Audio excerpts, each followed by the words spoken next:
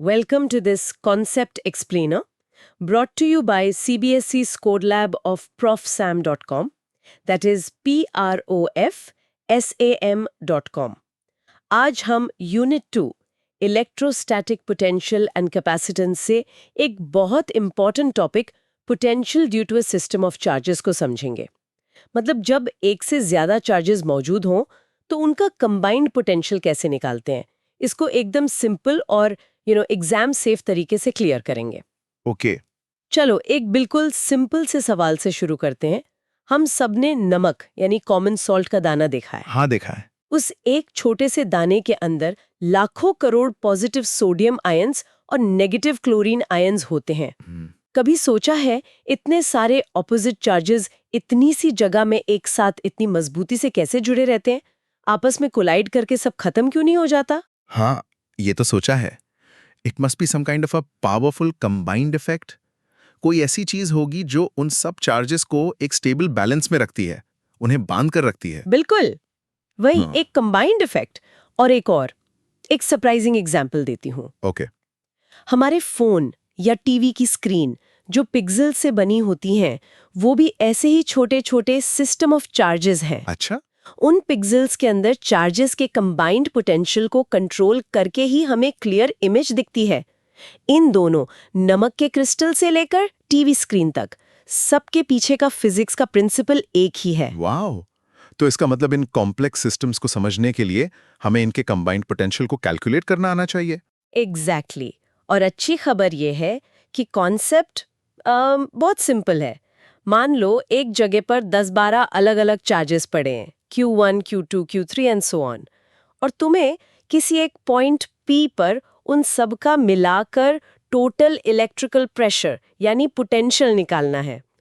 तो यहाँ चैप्टर 1 की तरह वो कॉम्प्लिकेटेड वेक्टर्स का कोई झंझट ही नहीं है। मतलब कोई एंगल्स, कोई components, X axis, Y axis वैसा कुछ नहीं करना पड़ेगा। कुछ भी नहीं।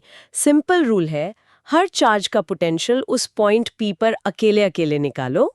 ओके। और फिर सबको ऐसे जोड़ दो जैसे दुकान वाला बिल जोड़ता है। Simple plus minus. Okay, bill जोड़ना, ये तो आसान लग रहा है। इसको थोड़ा और सिंपली कैसे इमेजिन कर सकते हैं? इसको एक बैंक अकाउंट की तरह सोचो। पॉइंट P तुम्हारा बैंक अकाउंट है। ठीक है। अब जितने भी पॉजिटिव चार्जेस हैं वो तुम्हारे अकाउंट में डिपॉजिट्स कर रहे हैं, यानी पैसे जमा कर रहे हैं।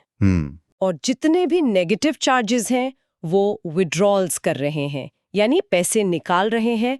तो उस पॉइंट P पर नेट पोटेंशियल क्या हुआ? सिंपल, सारे डिपॉजिट्स को ऐड करो और उसमें से सारे विड्रॉल्स को माइनस कर दो। The final account balance. Exactly. वो जो फाइनल बैलेंस है वही तुम्हारा टोटल पोटेंशियल है। फिजिक्स की लैंग्वेज में इसी सिंपल प्लस माइनस को एल्जेब्रिक सम कहते हैं। अच्छा। मतलब डायरेक्शन से कोई लेना देना नहीं, बस वैल्यू पॉजिटिव है या नेगेटिव, बस इसका ध्यान रखना है। अच्छा, इसलिए आसान है क्योंकि पोटेंशियल एक स्केलर क्वांटिटी है, उसका कोई डायरेक्शन नहीं होता। तो हमें बस नंबर्स की तरह उन्हें ऐड या सब्ट्रैक्ट करना है उनके साइन के हिसाब से। परफेक्ट। अब देखते हैं कि एनसीईआरटी इस सिंपल आइडिया को टेक्निकल वर्ड्स में कैसे लिखता है। ओके, मैं पढ़ती हूँ। सेक्शन 2.5 कहता है, by the superposition principle the potential V at P due to the total charge configuration is the algebraic sum of the potentials due to the individual charges. V is equal to V1 plus V2 plus dot dot plus Vn. सी वही बात, superposition principle बस एक fancy नाम है इस idea का कि total effect निकालने के लिए इंडिविजुअल इफेक्ट्स को जोड़ दो। आगे फॉर्मूला भी दिया होगा। हाँ, फॉर्मूला है V is equal to 1 upon 4 pi epsilon naught Q1 R1P plus Q2 R2P plus dot dot plus Qn Rnp. बिल्कुल। इस फॉर्मूला में 1/4 पाई एप्सिलॉन नॉट तो कांस्टेंट k है। तो बेसिकली हम कर क्या रहे? V is equal to k Q1 R1 plus k Q2 R2 plus and so on। यहाँ सबसे इम्पॉर्टेंट चीज जो याद रखनी है वो ये है कि अगर कोई चार्ज मान लो Q2 नेगेटिव है तो फॉर्मूला में उसे -Q2 लिखना है साइन के साथ। Got it. तो स्टेप सिंपल हैं। हर इंडिविजुअल चार्ज का potential V is equal to KQR से निकालो, चार्ज का साइन यूज करो और फिर सारे पोटेंशियल्स को आखिर में ऐड कर दो। .com, that is PROSSAM.com। चलो इसको एक क्विक एग्जाम्पल से बिल्कुल क्रिस्टल क्लियर करते हैं। मान लो एक स्क्वायर है जिसकी हर साइड की लेंथ d है। उसके चारों corners a, b, c, d पर चार्जेस रखे हैं, +q, -q, +q and -q। ठीक है। सवाल है कि स्क्वायर के एकदम सेंटर पॉइंट O पर टोटल पोटेंशियल कितना होगा? ओके, सेंटर से तो सारे कॉर्नर्स की दूरी यानी डिस्टेंस सेम होगी। Let's call it r। Correct. चारों चार्जेस के लिए डिस्टेंस r सेम है, तो टोटल पोटेंशियल होगा V total is VA + VB + VC + VD। Okay, अब वैल्यूज डालते हैं। V total is K + QR + K - QR + K + QR + K - QR। अब इसमें से KR कॉमन ले सकते हैं, तो V total is equal to KR, Q plus Q minus Q minus Q। Bracket के अंदर तो सब कैंसिल हो गया। Q - Q is 0, Q - Q is 0। Exactly, total potential हो गया 0।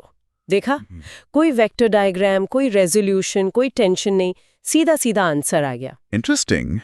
पोटेंशियल 0 है, पर एक डाउट आ रहा है। पूछो। चैप्टर 1 में हमने पढ़ा था कि जहां पोटेंशियल होता है वहां इलेक्ट्रिक फील्ड भी होता है। तो क्या इसका मतलब है कि स्क्वायर के सेंटर पर इलेक्ट्रिक फील्ड भी 0 होगा? Excellent question. यही वो पॉइंट है जहां डेप्थ में जाना जरूरी है। लोग सोचते हैं V0 तो E भी 0, but that's not always true. यहाँ पर सेंटर में पोटेंशियल तो 0 है, लेकिन इलेक्ट्रिक फील्ड 0 नहीं है। ऐसा क्यों? क्योंकि पोटेंशियल स्केलर है, उसकी एडिशन सिंपल होती है, लेकिन इलेक्ट्रिक फील्ड एक वेक्टर है। सेंटर पर अगर तुम +1 कूलम का टेस्ट चार्ज रखोगी तो कॉर्नर A का +q उसे रिपेल करेगा, राइट। कॉर्नर C का +q भी उसे रिपेल करेगा। दोनों फील्ड्स ऐड हो जाएंगे। ओके। कॉर्नर B वो Q से अट्रैक्ट करेगा और D का Q भी अट्रैक्ट करेगा, ये दोनों फील्ड्स भी ऐड हो जाएंगे। तो नेट इलेक्ट्रिक फील्ड 0 नहीं होगा, उसकी एक पर्टिकुलर डायरेक्शन होगी। ओह वाओ, ये तो बहुत इंपॉर्टेंट डिस्टिंक्शन है। मतलब V = 0 does not necessarily mean E = 0। ये कॉन्सेप्ट क्लियर होना बहुत जरूरी है। बिल्कुल। और अब हम अपने पहले सवाल पर वापस जाते हैं, नमक का क्रिस्टल। हाँ। उसके अंदर भी यही हो रहा है। हर पॉजिटिव सोडियम आयन अपना पॉजिटिव पोटेंशियल क्रिएट कर रहा है और हर नेगेटिव क्लोराइन आयन अपना नेगेटिव पोटेंशियल।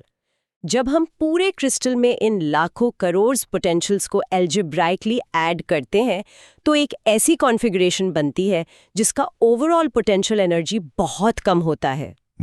मतलब बहुत स्टेबल स्टेट। यही कंबाइंड इफेक्ट उस क्रिस्टल को इतनी सॉलिड मजबूती देता है। अच्छा, तो वो स्टेबिलिटी इस एल्जेब्रिक सम ऑफ पोटेंशियल से आती है।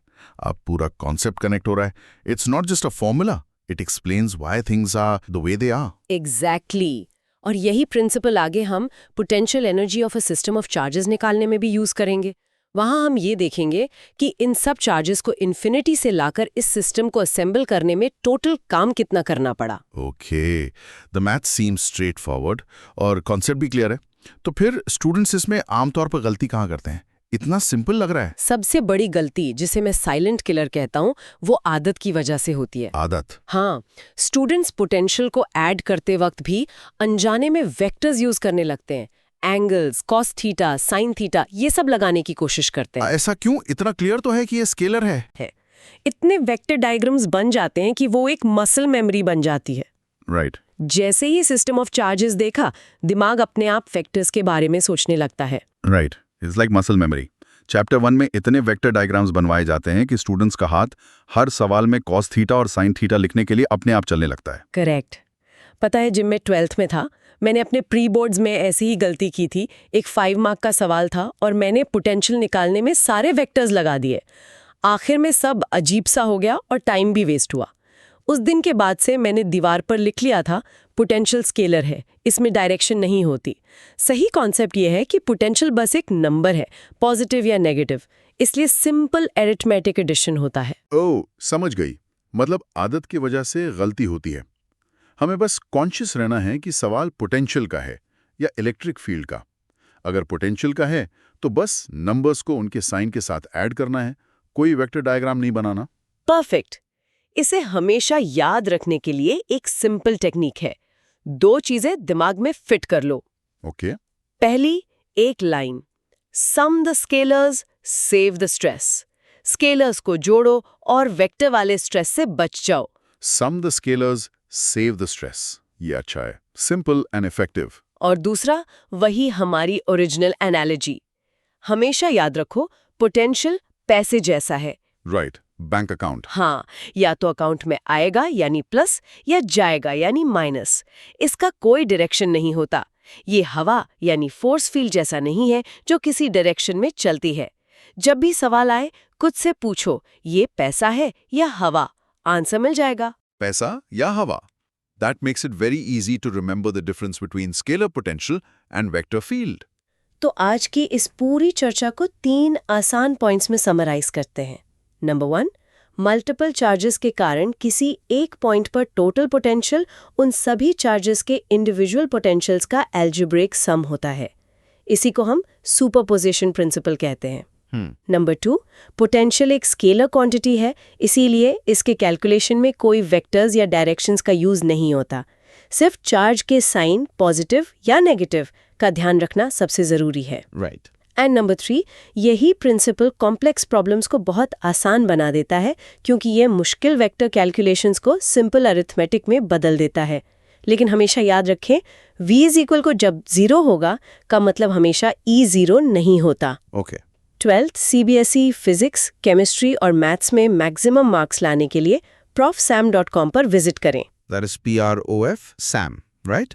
Yes, PROFSAM.com. Happy learning! Happy learning.